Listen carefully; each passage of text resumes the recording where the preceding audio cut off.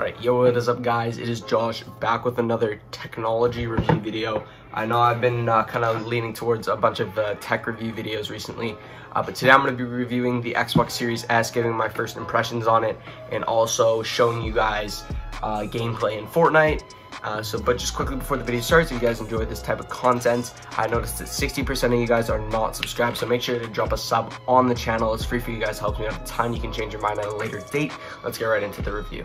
Alright guys, so I'm just going to show you and highlight what I'm going to be covering in this video, so you guys just know. But pretty much I'm just going to be showing the Xbox off itself, showing you the size, talking about some of the functions, features it has. And then what I'm going to do is I'm going to hop straight into a game of Fortnite, because I don't have any other games obviously, and my channel is a Fortnite channel. So I will be showing you guys some gameplay recorded with my Elgato, so you can get the full quality. You can see what the graphics are looking like, what the smooth 60 FPS frame rate is going to look like. But yeah, that's pretty much what we're going to be talking about in the video. So let's get right into the actual unboxing part. Alright guys, so just as for the unboxing part, I just put it back in the box. I had already taken it out. I took the wires out, so all that's really in the box right now is the controller and the console itself. So I'm going to put the box down right here. Obviously, pretty good, nice little Xbox box. It's not that big, like it's literally just the size. The box is about half the size of a PC maybe.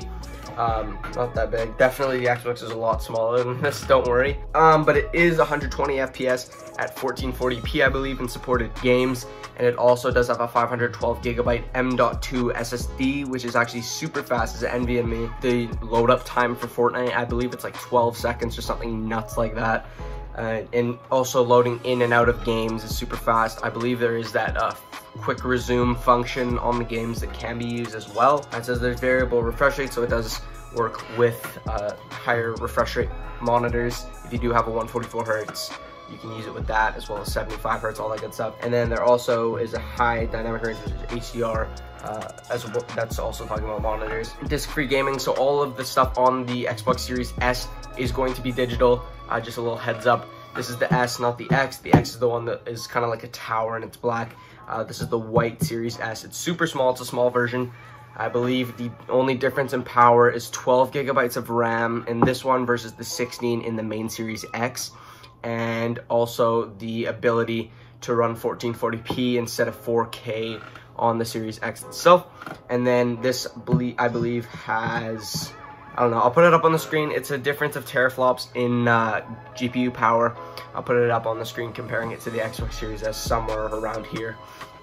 But yeah, that's pretty much it for specs and all that. I'm going to quickly hop into the actual unboxing. So I'm going to put the box down right here, and I'm going to take it out. So obviously, I didn't take the manual out of the box yet. But the two main things I'm going to highlight, it does come with an HDMI 2.0 cable, so that will support 75 hertz if you do have a 75 hertz monitor, as well as the standard wire, the same one that was used for the PS4, the other one that was used for the Xbox One, the same one that kind of connects to a PC, I believe. They stopped using that, they discontinued it because I think it's a pretty big wire. But I don't know the name of this one. I believe it's just a standard, yeah, I don't even know, but it'll say on the box somewhere what kind of thing it is. I'll put the type of plug on the screen just in case you guys want to know that kind of stuff. But yeah, this is the Xbox itself. It's super small. It's literally, one second, I found something that's actually good in comparison to it. So I'm gonna put the Xbox down right here on top of the box. This is a 60% keyboard, super small. It literally is the same length as it, and maybe, you know, an inch and a half or 2 inches taller. It's super small, it's tiny. It's definitely worth it if you want a console you can, you know, take with you to other places. It seems very portable right now, already out of the box, but it is super skinny as well. It does have 2 USB ports on the back. It has an HDMI port right here, HDMI out to your monitor. It's a LAN port, and then it also does have the power as well as a storage expansion if you want to buy, you know, an external hard drive from Seagate, one of those good ones where you can get a 1 terabyte, because I believe one of the only limiting things to the console is going to be the fact that it is a 512 gigabyte SSD, which, don't get me wrong, is still really good. But if you're gonna have a lot of games on it, considering it's digital, you're gonna want to have lots of storage for those things itself. But yeah, on the front we have another USB port for a total of 3 USB ports on the console itself. There is a sync button for the controller. On the Xbox One, it was located on the side, so they have moved it to the front, and then as well as a Xbox power button, standard on all Xbox consoles. And then the last thing that it comes with is the updated Xbox controller. The only real addition that I can see right out of the box is the new share button, which you can press to screenshot, I believe, hold to clip. I'll have to look it up. But if you are in the game, it's just an easy way to clip things. You don't have to bring up the Xbox menu. They have changed the, I don't know what they call it on this, but I know on the PS4 they call it the D-pad or whatever. But they have changed it to a similar design as the Xbox Elite controller, whereas instead of its 4 individual buttons, it's just one, disc that you can press. The joysticks feel the same, but something I have noticed is they texturized the back when it comes to the grips right here. So it's definitely a lot easier to hold. If you're playing games, your hands are getting sweaty, you're trying hard, playing for long periods of time, it is good for that. Some good grips. I noticed that they have reworked LT and RT triggers, and it's really good. They grip them as well. They made them a lot shorter than the previous ones, because I know the previous ones stuck out a bit more. And then they also have textures towards the bottom of the bumpers, which is pretty good. I'm not gonna lie. There is an aux jack on the back for headsets, still the same. The only difference I have noticed that's really noticeable versus the Xbox One standard controller is the connector for it is a USB Type-C versus the micro USB connection that's standard for the PS4 controllers, Xbox One controllers. It's the same one that charges Android phones, in case you guys didn't know. And there also is a sync button right here. As of now, I don't think the controllers are compatible with PC, so you won't be able to use it in, if you're trying to use it for Fortnite on your PC or something like that. They haven't updated their compatibility for USB Type-C connections on a controller. I'm assuming there will be a compatibility update in the future for Fortnite, probably in one of the future patches, considering the consoles have just come out. But yeah, that's pretty much it for the unboxing itself. Like I said, it does come with an HDMI 2.0 connector cable for your Xbox to your monitor, as well as it's a 2-pin connector cable for the Xbox itself. That's pretty much going to be it for the unboxing portion. I'm actually quickly just going to set up my Elgato, get the Xbox connected, and I'll see you guys when I'm in the home screen of that. Alright guys, so I'm actually inside of my Xbox right now. Obviously you can see this is the updated home screen. I know that they were trying to lean towards this kind of design towards the end of the Xbox One, because I saw that they updated, their operating system, made it look closer, similar to this. But I know that this is actually the updated design. It looks pretty clean, I'm not gonna lie. Obviously we have my games right here. But what I'm gonna do, I'm gonna load up Fortnite. I'm gonna put a timer on the screen and see how fast it actually takes to load into a game with the new SSD. So yeah, so we've launched the game already.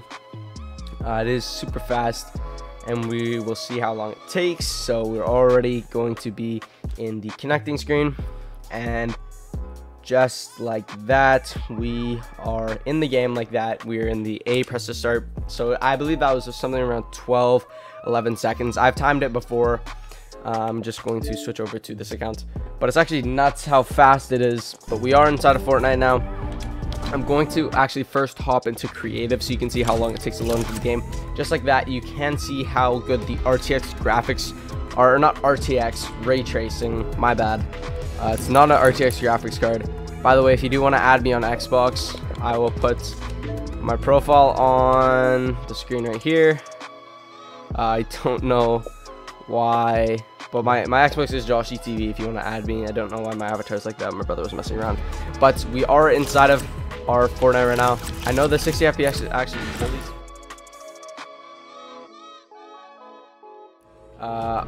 I might have just got demonetized for that one little. But what we're gonna do is I'm going to load us up into Fortnite real quick, or not into Fortnite, into a game of creative. So you guys can see how fast it actually does load into the game just from the lobby. So we're already in the waiting for server, loading screen, and we are in creative. So it's definitely an upgrade from the Xbox One and the older PS4 series if you just want to compare it for next gen consoles. I know people were mad that it was locked on 60 FPS, considering these are high powered consoles. They can support higher frame rates. Don't roast me, I'm not that good on controller. But yeah, I just thought I'd show you what the console looks like real quick in terms of gameplay. I might hop into a little solo game and show you guys after this on keyboard and mouse. But yeah, as you guys can see, it's smooth 60 FPS. We're not really getting any frame drops. I've noticed that the FPS sometimes does go as high as like 70 FPS. I'm hoping in the future that Epic makes it a way for you to change the settings to low, so you can play on those, higher FPS frame rates on 1080p. But just like you can see, by the way, I am recording this on an Elgato HD60S. If you guys are wondering why the recording quality is so smooth, I didn't just clip this on the Xbox. I am recording this from Streamlabs with my Elgato HD60S. But just like you can see, the graphics are super nice. I know there is a map. You can see all these nice little reflections like that. There are, all these good reflections that you would have. These are pretty much like Epic settings on PC, but it's just a smooth, consistent 60 FPS. So props to Epic for at least giving us some stunning graphics for the frame rates that are supported. But what I'm going to do is I'm actually going to hop into a solo, see how we can do, and see you guys when I'm in there. Alright guys, so I actually am inside of a solo game right now. I'm going to turn the volume down of my capture real quick, just so it's not too loud compared to my microphone audio. But yeah, that's pretty much, we're in a game right now. I'm not too sure where I want to land because I don't normally play pubs. I'm gonna just hot drop Steamy and see how we can do, because I don't normally play on controller. I'm kind of nervous. I don't really play on console that much either, but yeah.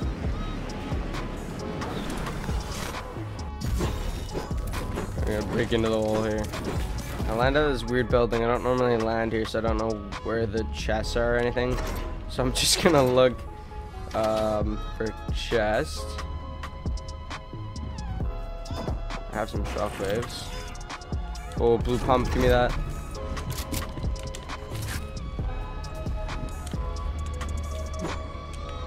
Got some crash pads as well. Hopefully kids aren't too sweaty in this. I'm not too sure if the matchmaking right now is locked to console only.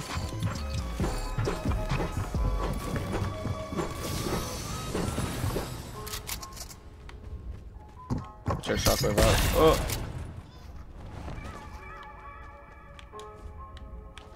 There's a guy. I'll give that guy that building. Look at the chest over here. Oh yeah. I got an AR.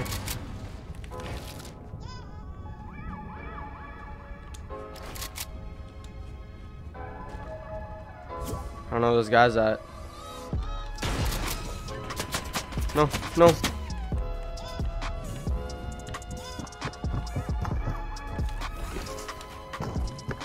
No. Oh, no. No. I popped a bandage. Oh my gosh. I'm off on console. But yeah, as you guys can see, that's pretty much that. I'm gonna go ahead and load up into another game to see if we can have a bit better luck.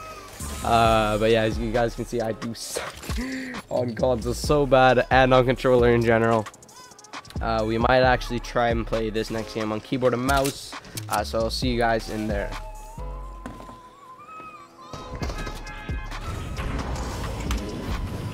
Alright, so we are in a second game. I am playing keyboard and mouse for this one, so hopefully we should do a bit better. But I noticed that there is a little sensitivity bug for keyboard and mouse. I noticed that my mouse is pretty sensitive when it comes to moving around and turning, because you guys can see it goes pretty slow, and then I just do like a full-on 360. I think it has to do with the mouse DPI. I'm not too sure on what it is specifically. But I'm going to land Steamy Stacks again. Hopefully it's not too hectic. I'm going to see if I can get this first chest. There is some other kids coming here. And this guy does look like he's going to 50-50 me. I got the shotgun.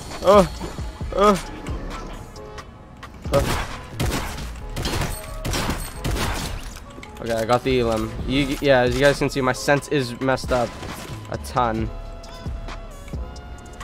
I'm gonna pop this big. Let's see if I can change. Alright, my sense is a bit lower, but I don't even know what it is. It just seems like there's a sensitivity. This guy over here. Oh, I'm gonna hop down over here. I don't even know what it is. Like my sense almost feels too slow. I'm gonna turn it up a bit. I'm gonna turn it up to my normal sense. I feel like it's just slightly different. I'm gonna turn this one up. There.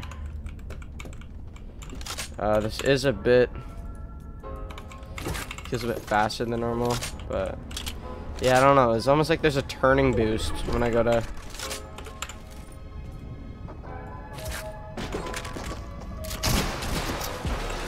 Yeah, this guy's sweating his boots.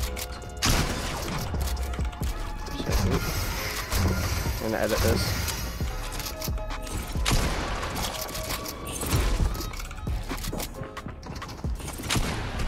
I can't see. Bro, like, I don't even know what it is. The keyboard and mouse sensitivity is so different on console.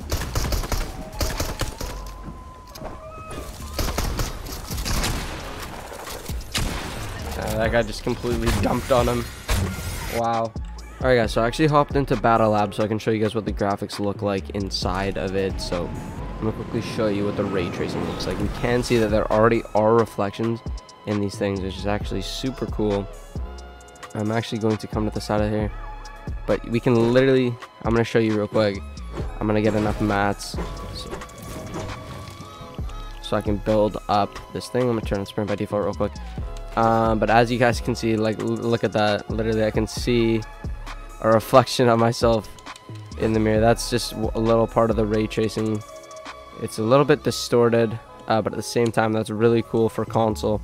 To do that, we can also see, if we come back over here and build up right here, you can see the reflections of the other buildings, which is also super cool. It is definitely a step up for next-gen consoles. Just to see these kinds of graphics inside of Fortnite. If we come back over here, we can see the reflections again, which is pretty cool. And considering that they can do this all at a steady 60 FPS, it's actually nuts. I just want to see the option for competitive players who want to play at higher frame rates to be able to turn these, graphics settings off and play the game at 120 FPS like the Xbox does support. Alright guys, that's pretty much going to conclude the video. If you guys did enjoy, make sure to drop a like, subscribe, comment, give me some feedback down below, turn on notifications so you don't miss out on a new video, and yeah, just show some support to the channel. I did post a support player highlights video yesterday. It is pretty funny. If you guys want to check that out, I'll link that in the description as well. Hopefully you found this video insightful and helped you with your decision if you wanted to pick up the Series S for yourself. I do have some more technology reviews coming in future weeks, so stay tuned for that, and I'll see you guys later. Peace out.